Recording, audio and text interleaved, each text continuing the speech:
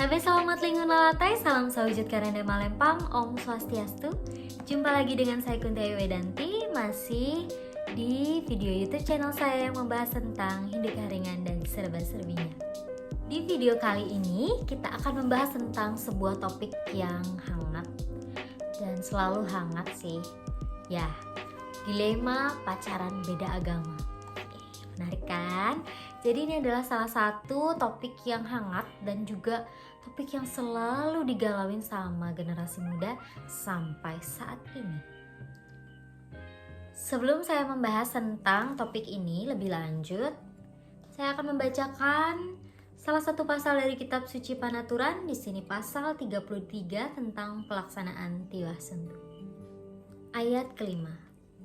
Tiwah Suntu di Lewu Bukit Batuni dan Tarung dilaksanakan, yaitu untuk menjadi contoh bagi Raja Bunu, karena ia akan diturunkan ke pantai Danung Kalunen, dan Tiwah Suntu ini tetap dipelihara untuk selama-lamanya dalam kehidupan manusia, tentang bagaimana tata cara mereka kembali menyatu pada Ranying Hatala, yaitu sebagaimana ia lahir dan hidup di dunia ini.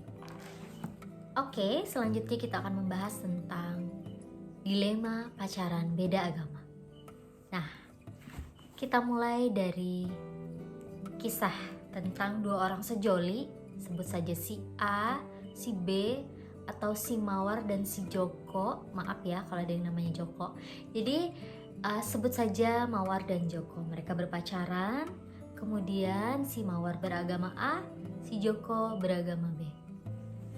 Nah, mereka menjalani cinta ini karena namanya juga cinta ya, tidak tahu kapan dia datang, tidak tahu kapan dia pergi. Jadi cinta ini datang di kedua orang ini.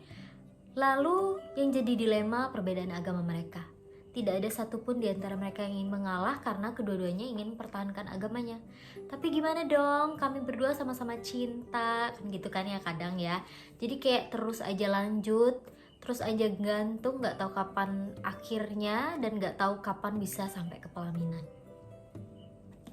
Padahal tujuan orang pacaran kan tentunya untuk melanjutkan ke komitmen yang lebih serius, pernikahan, lalu membina rumah tangga, punya anak, bisa anaknya sekolah, anaknya gede, nikahin anak, punya cucu dan lain sebagainya, terus aja kayak gitu. Nah, itu ada tujuannya. Selain itu, dalam agama Hindu, seseorang menikah itu untuk melanjutkan keturunan dan menghasilkan keturunan yang bisa memberikan kebahagiaan bukan hanya pada keluarganya tapi juga kepada seluruh dunia. Lalu, apakah salah dalam agama Hindu jika pacaran beda agama? Apakah itu bisa dibenarkan? Ataukah 50-50? Ya, kita akan bahas sekarang tentang itu. Di dalam agama Hindu tidak ada disebutkan secara gamblang pacaran beda agama itu salah atau benar.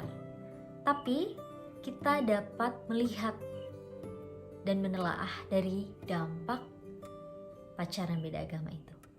Tentu semua agama mengajarkan hal baik bagi penganutnya. Demikian juga agama Hindu. Dalam agama Hindu ada ajaran Trihita Karana yang kita tahu sendiri apa itu. Yang pertama adalah upaya untuk menjaga keharmonisan hubungan dengan Tuhan, kemudian dengan sesama dan dengan semua makhluk dan alam. Trihita Karana mengajarkan kita bagaimana berbuat baik dan selalu menjaga keharmonisan dengan semua makhluk yang ada di bumi ini. Lalu apa hubungannya pacaran beda agama itu dengan Trihita Karana? Ya ada, pasti ada hubungannya. Karena pacaran beda agama yang menyebabkan dilema dan kegalauan tadi itu menyebabkan beragam sekali dampak atau akibat di dalamnya. Dari pacaran beda agama yang tidak direstui apabila dipaksakan, itu bisa menyakiti banyak orang, terutama kedua orang tua kita. Karena dari salah satu pihak tentu harus ada yang mengalah untuk pindah ke agama lainnya. Kalau itu direstui, itu tidak jadi masalah, itu sah-sah saja, boleh dilanjutkan. Tapi yang jadi dilema dan permasalahan apabila itu tidak direstui. Karena hubungan yang tidak direstui menyebabkan salah satu pihak menjadi seorang anak yang dianggap durhaka. Dia menentang orang tuanya dan tentunya menyakiti orang tuanya. Nah, dalam agama Hindu itu tidak diperkenankan, karena seorang anak itu harus menghormati orang tuanya sebagai Tuhan atau Hatala Ijegitan, atau Tuhan yang ada, yang terlihat di dunia ini.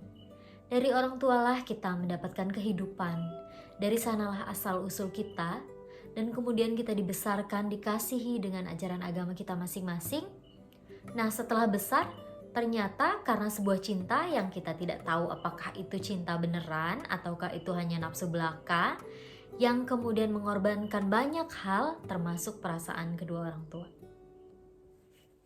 Selain itu, seperti yang kita sudah dengar sama-sama dalam kitab suci Panaturan pasal 33 tadi tentang Tiwah Suntu, tentunya sebuah kelestarian dan keberlangsungan acara agama Hindu seperti Tiwah dalam agama Hindu Keharingan tidak bisa dilaksanakan lagi, karena jika kita berubah atau pindah ke agama lain tentu itu tidak diperkenankan.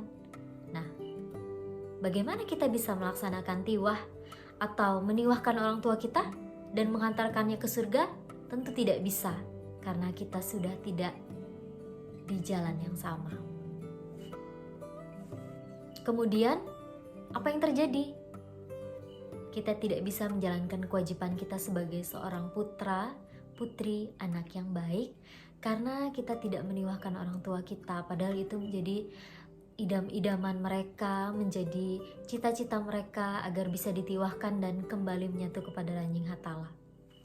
Terdengar sedih ya kita apabila merenungkan atau memikirkan tentang bagaimana hancurnya perasaan orang tua, tentang keputusan kita untuk pacaran beda agama, apalagi sampai pindah agama gara-gara berpacaran kemudian menikah dengan orang dengan agama yang berbeda. Agar kita sebagai generasi muda Hindu Keharingan bisa berpikir dan merenungkan kembali, kemudian berhati-hati untuk memutuskan sesuatu, apalagi dalam berpacaran ya, agar tidak menyakiti kedua belah pihak.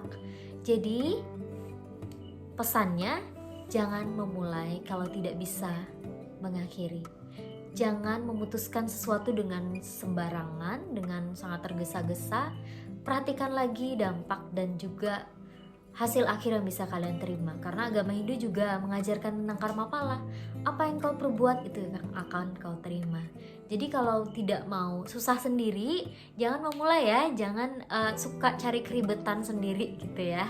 Alangkah lebih baik kalau kita bisa berpacaran dengan orang yang seiman, jadi bisa membangun rumah tangga yang lebih baik dan juga bisa merencanakan kehidupan yang lebih baik, sama-sama saling mendukung untuk mencapai kehidupan yang berbahagia di dunia maupun di akhirat. Jadi kita bisa merencanakan keluarga yang lebih harmonis, bisa bersama-sama saling mendukung untuk beribadah dan mendekatkan diri kepada Ranjing Hatala Langi. Mungkin itu saja cerita kita hari ini. Terima kasih sudah menonton video ini dan kita akhiri dengan Parama Santi. Om Santi Santi Santi Om Sahe.